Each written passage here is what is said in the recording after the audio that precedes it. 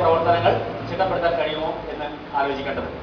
മറ്റൊന്നുള്ളത്, ഇതിന്റെ ഭാഗമായി സ്കൂളിലെ ക്ലബ്ബ് പ്രവർത്തനത്തിന്റെ ഭാഗമായി മലയാള പുസ്തകങ്ങൾ കൈകാര്യം ചെയ്യുന്നത് മലയാളം എടുക്കുന്ന അധ്യാപകരും, അതിന് ക്ലബ്ബുണ്ടല്ലോ, വിദ്യാരംഗം കലാസാഹിത്യ വേദി, അവരുടെ പ്രവർത്തനത്തിന്റെ ഭാഗമായിരിക്കണം. ശാസ്ത്ര ക്ലബിന്റെ ഭാഗമായിട്ടായിരിക്കണം ശാസ്ത്ര വായന പുരോഗമിക്കേണ്ടത്. മാത്തമാറ്റിക്സ് ക്ലബിന്റെ ഭാഗമായിട്ടായിരിക്കണം മാത്തമാറ്റിക്സ് ക്ലബിന്റെ ലൈബ്രറി ഉണ്ടാവും. അങ്ങനെ ഉണ്ടാകുന്ന സമയത്ത് നമുക്ക് ഒരു കാര്യം ബോധ്യപ്പെടും. നമ്മളിപ്പോ ഒന്ന് കാറ്റലോഗ് ചെയ്ത് നോക്കിയാൽ, വികേന്ദ്രീകരിച്ചൊന്ന് കാറ്റലോഗ് ചെയ്ത് നോക്കിയാൽ പലപ്പോഴും ഗണിതത്തിനും ഇതര ഭാഷകൾക്ക്, ഹിന്ദിക്കായാലും സംസ്കൃതത്തിനായാലും നമ്മുടെ സ്കൂളിൽ പുസ്തകം ഉണ്ടാവില്ല, അല്ലെങ്കിൽ പ്രായണ കുറവാണ് എന്നുള്ളത്. ഈ ചില സ്കൂൾ പരിശ്രമത്തിൽ 2000 പുസ്തകം 4000 പുസ്തകങ്ങളുള്ള സ്ഥലങ്ങളുണ്ട്. അത് ഭൂരിഭാഗം എന്താണ്? പഴയ ലിറ്ററേച്ചറും പഴയ പുസ്തകങ്ങളുമാണ്. പരിക്കുരവുമായി ബന്ധപ്പെട്ട സ്കൂളിൽ പർച്ചേസ് ചെയ്യാനും അത് കുട്ടികളിലേക്ക് എത്തിക്കാനും നമുക്ക് കഴിയണമെങ്കിൽ വിഷയാടിസ്ഥാനത്തിലേക്ക് ലൈബ്രറികളിൽ വരേണ്ട ഒരാവശ്യമുണ്ട്. ഇത് രണ്ടും ഹൈസ്കൂളിലും UP ക്ലാസ്സിലും ഇത് നടക്കും. ഹൈസ്കൂളിലും UP ക്ലാസ്സിലും നമുക്ക് വിഷയാടിസ്ഥാനത്തിൽ ലൈബ്രറി വികേന്ദ്രീകരിക്കാൻ പറ്റും.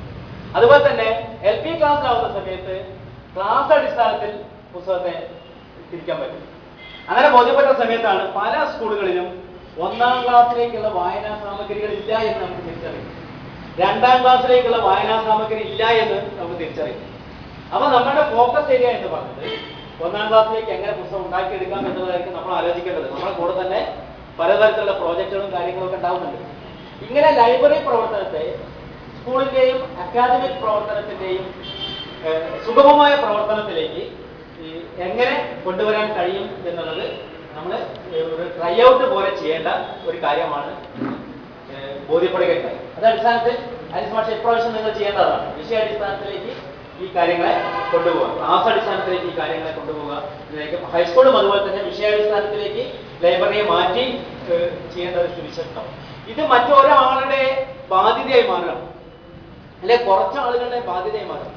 മറിച്ച് വിഷയ സമീപനത്തിന്റെ ഭാഗമായി, ക്ലാസ് സമീപനത്തിന്റെ ഭാഗമായി ഇത് വികേന്ദ്രീകരിക്കപ്പെടുന്ന സമയത്ത് പഠന പ്രക്രിയയുടെ ഒരു ഭാഗമായി വായനയെ എങ്ങനെ കൊണ്ടുവരാം എന്നാണ് ഈ പ്രാവശ്യം എല്ലാ ക്ലാസ്സിലും വായനയ്ക്ക് ഫോക്കസ് ചെയ്തുകൊണ്ടുള്ള ഒരു പ്രവർത്തനം നമ്മൾ ചെയ്യേണ്ടത്.